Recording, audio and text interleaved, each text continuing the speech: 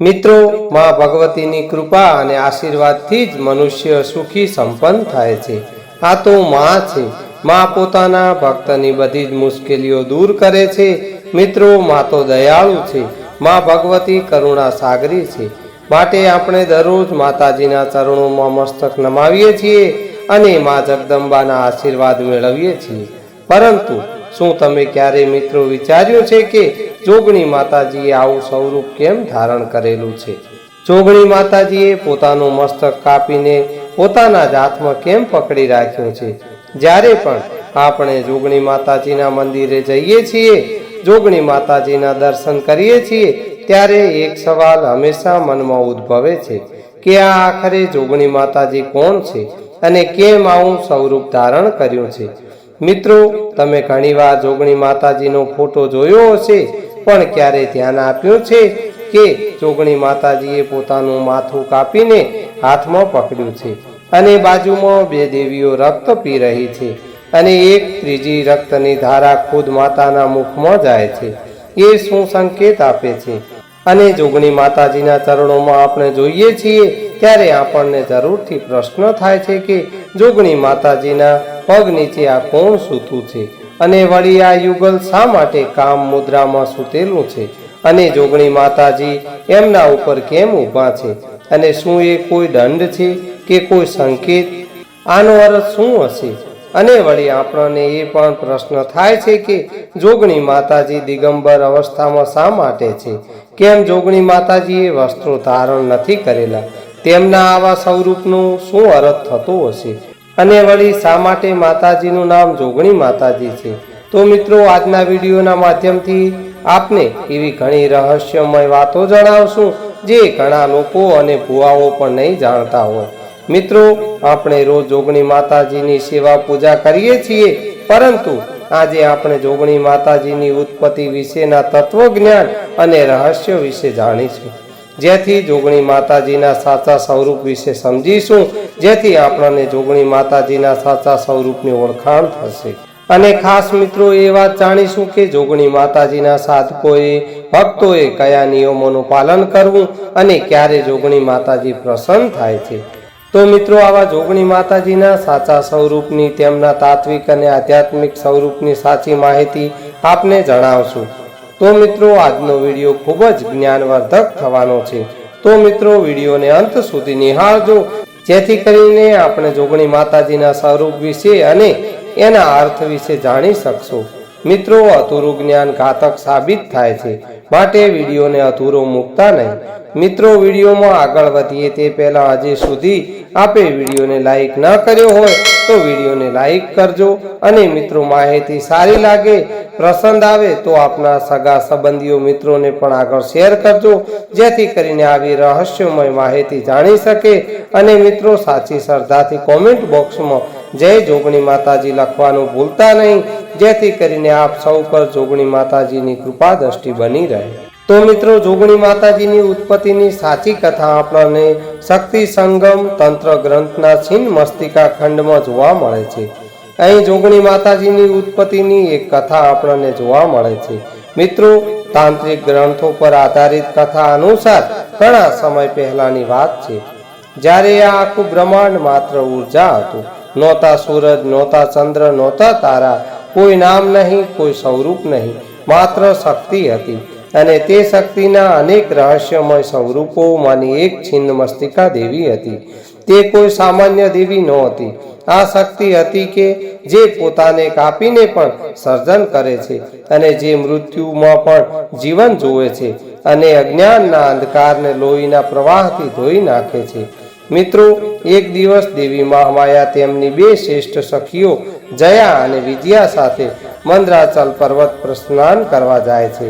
સ્નાન બાદ દેવીનું શરીર દિવ્ય યાભાથી ચમકવા લાગ્યું। સખીઓ તે તેજથી મંત્રમુગ્ધ થઈ ગઈ, પણ પછી એક અદ્ભુત ઘટના બની। સહેલીઓને અચાનક ખૂબ ભૂખ લાગવા લાગી, અને આ કોઈ સામાન્ય ભૂખ નહોતી, આ દિવ્ય ભૂખ હતી, ઉર્જા, ચેતના, આધ્યાત્મિક પોષણની ભૂખ હતી। સહેલીઓએ વિનંતી કરી, હે માં, અમને ખૂબ ભૂખ લાગી છે, કૃપા કરીને અમારી ભૂખ શાંત કરો।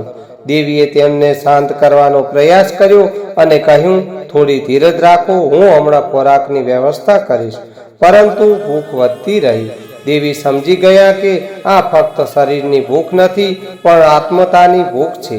અને તે જ ક્ષણે દેવીએ તેમને એક અદ્ભુત નિર્ણય લીધો. દેવીએ એક હાથે પોતાની તલવાર ઉપાડી અને પોતાનું મસ્તક કાપી નાખ્યું. કપાયેલી ગરદનમાંથી લોહીની 3 ધારા વહેવા લાગી.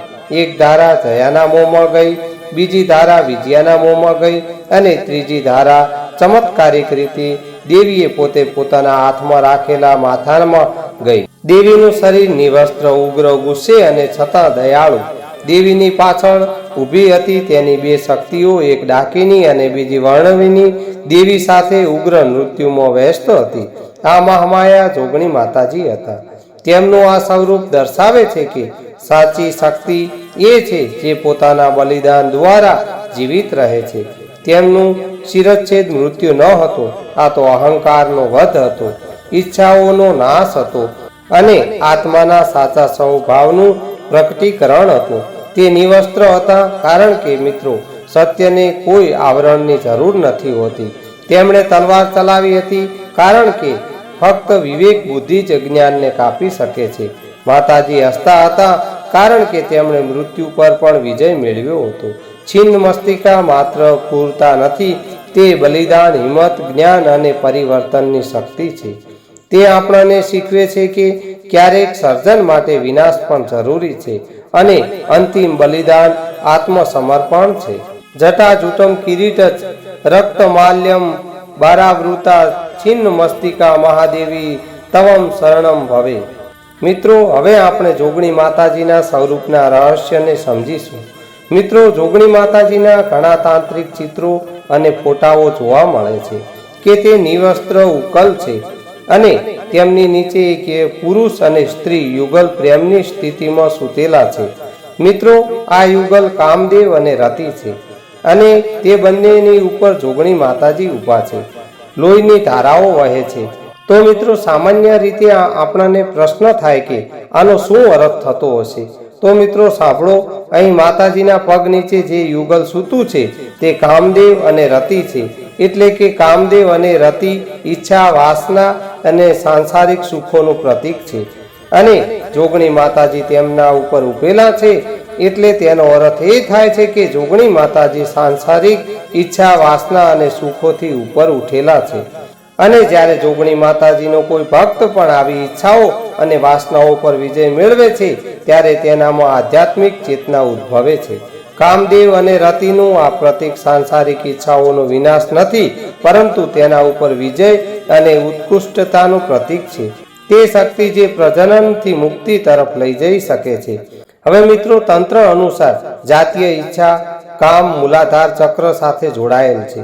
જોગણી માતાજીનો શિરચ્છેદ અને રક્તનો ઉપર તરફનો પ્રવાહ એ દર્શાવે છે કે કુંડળીની ઉર્જા મૂલાધારથી સહસ્ત્રતામાં વહે છે. નીચે કામદેવ છે, ઉપર આત્મજ્ઞાન છે. છિન્ન મસ્તિકા પોતે વિનાશનું પ્રતીક છે અને કામ રતિ સર્જનનું પ્રતીક છે.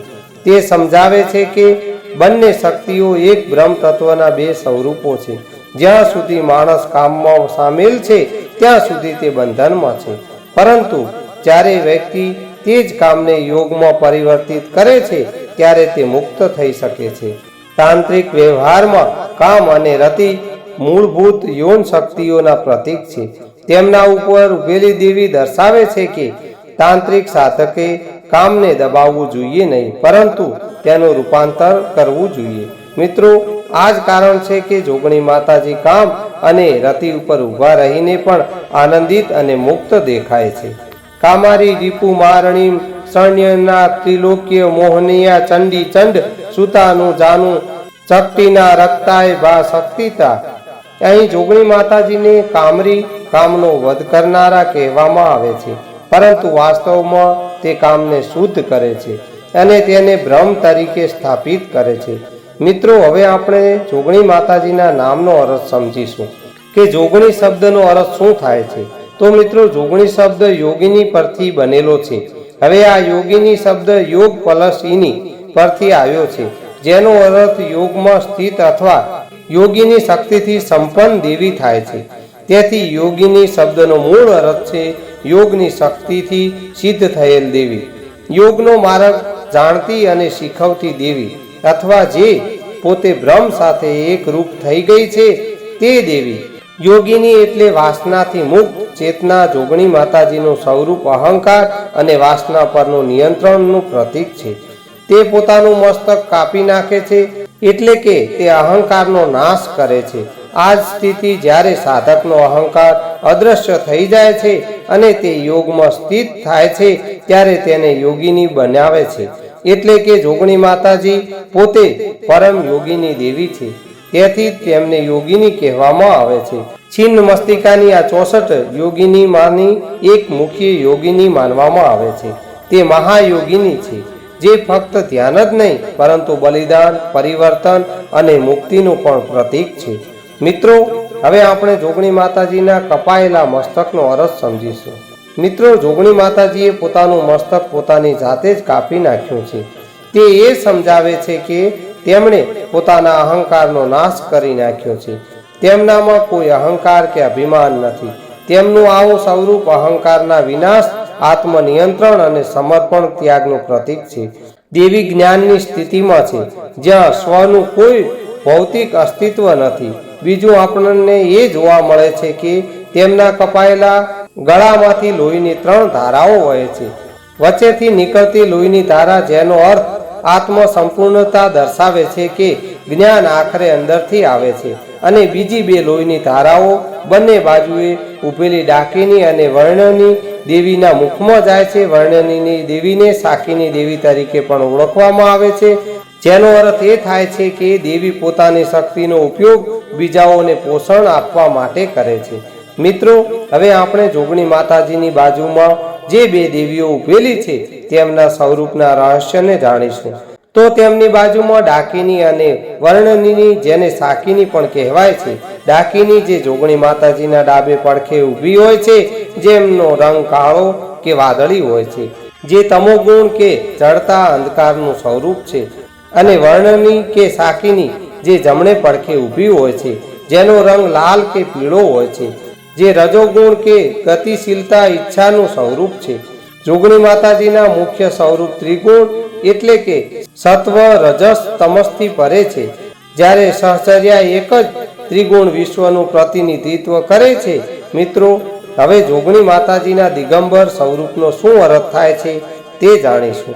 મિત્રો, દેવી નિવસ્ત્ર છે, એટલે કે તે દિગંબર છે, એટલે કે દિશાઓ જ તેમના વસ્ત્રો છે.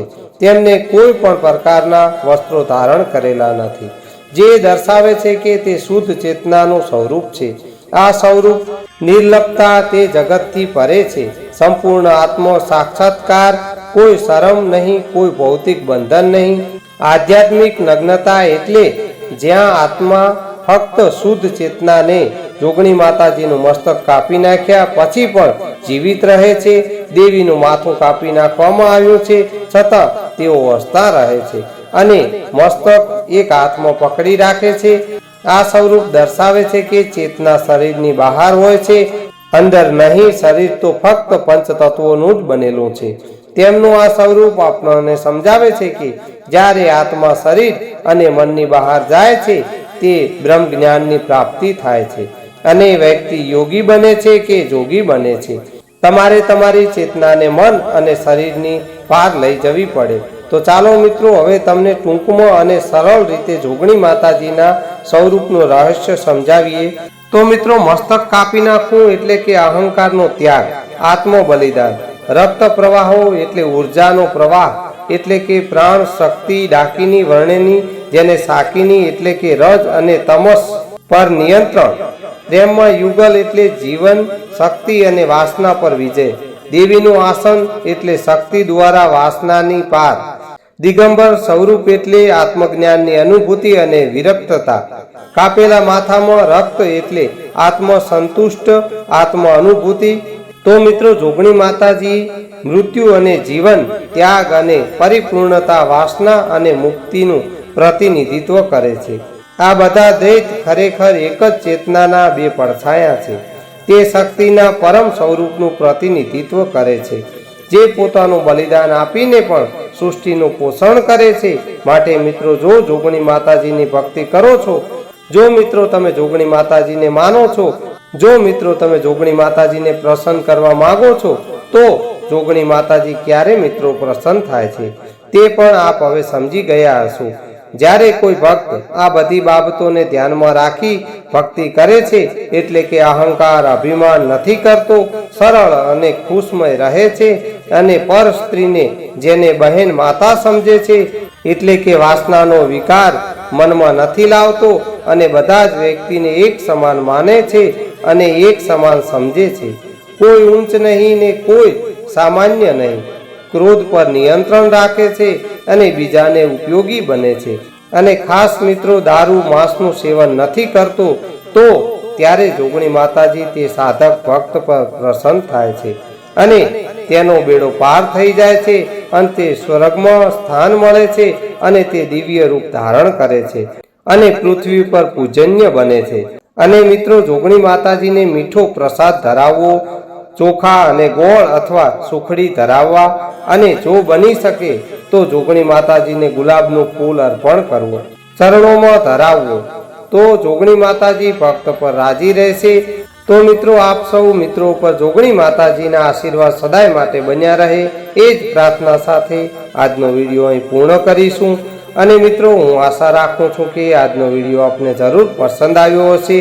તો મિત્રો, ફરી મળીશું એક આવા જ નવા વિડીયોમાં. ત્યાં સુધી આપ સૌ મિત્રોને મારા જય જોગણીમાં, જય નવદુર્ગામાં, જય રામદેવ પીર મહારાજ. હર હર મહાદેવ. હર